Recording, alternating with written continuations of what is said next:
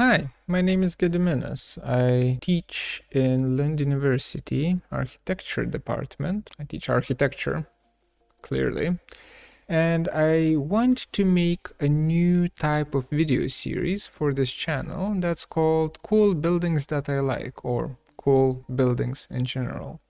And the first one that I will cover, my favorite one, is Ningbo Historic Museum by Wang. So the first thing that I want to note is the architect itself.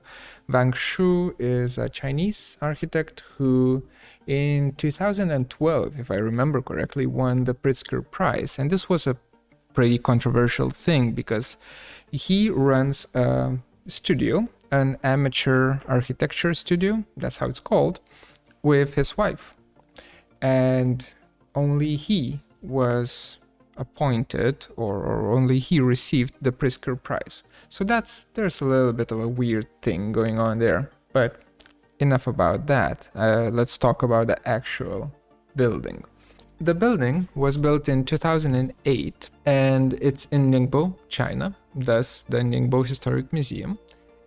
And the form of the building resembles the hardness of the mountains, like the shapes that were used. It resemble the hardness of the mountains, and the material, or not material, but the surface treatment, or the way the surface or facade of the building works, patterns of the facade are resembling the softness of a river. So there's a contrast there, which is quite beautiful, I think.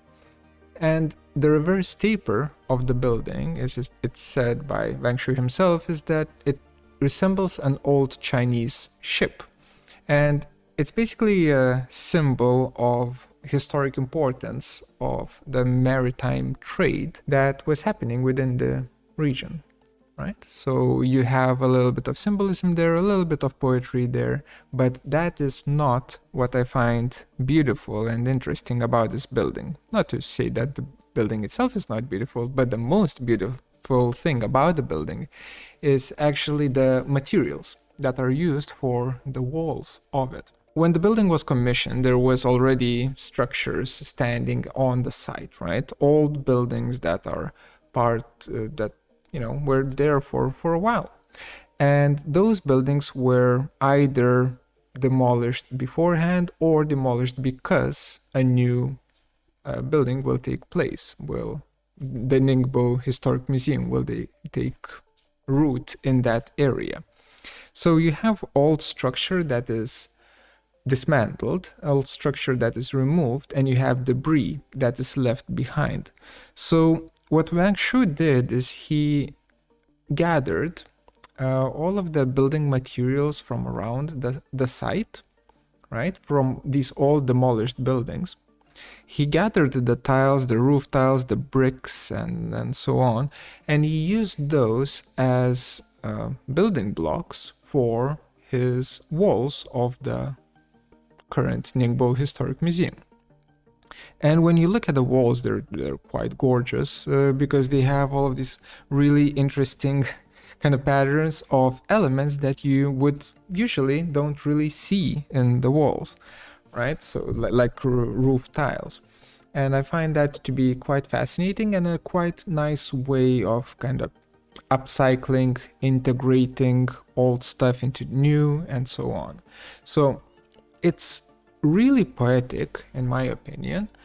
The way how do I explain this? It's really poetic to have this kind of a upcycling of old materials, of old tiles in a historic building that has to speak about the history of China, us building on the old, right? The new being born on the old, and the importance of history. So that the new building is not actually kind of demolishing the old, but rather building upon it and incorporating the old in itself. So I guess to finish off here, these are going to be pretty short, as you can probably tell by now. To finish up here, that's what I love about the Ningbo Historic Museum. that is something that I will strive in my own architectural design to incorporate, and that is something that I would like to consider the next time you design. I'll see the next one. Oh, and if you like this, like, subscribe, and